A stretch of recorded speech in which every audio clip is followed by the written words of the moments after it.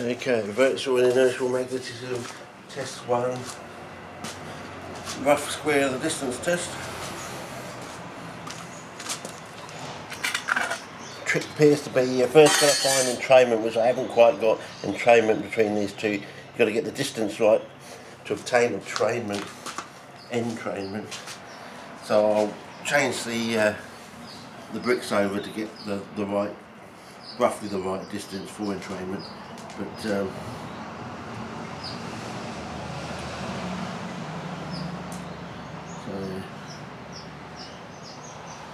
and that's only 12 magnets down there instead of 16, so we've gone from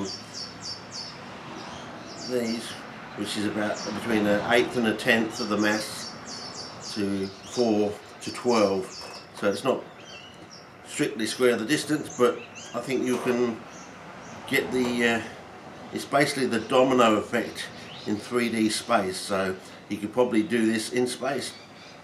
The question is, does magnetism work in space? I think it does, but you know, so you could actually move heavy mass objects in space using this.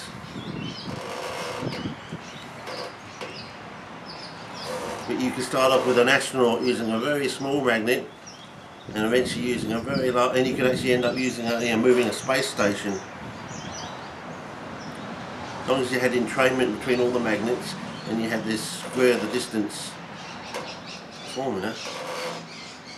But it's even better than that, because it works through almost works virtually through metals and things like that. So yeah, so much for shielding and quenching and things like that.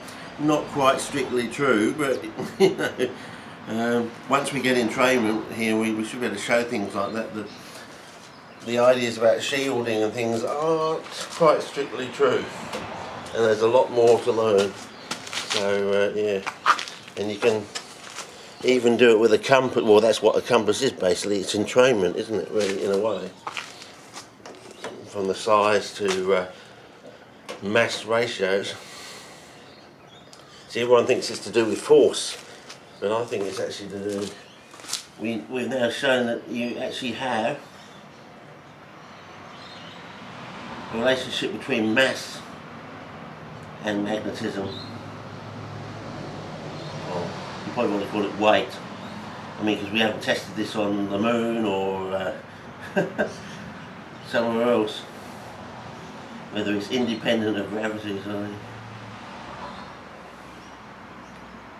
Well, maybe that's the problem. Maybe this is not independent of the mass, whereas other things are independent of the mass. So maybe that's the problem with magnetism. We haven't figured that some things are independent of mass and other things are not.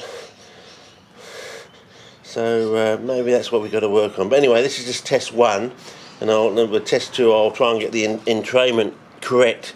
Roughly correct, as long as I get entrainment between the first and second one, and we'll do it again. So I'll change the bricks and put a different set of bricks in to have a different height sort of thing. Okay, over and out. See ya.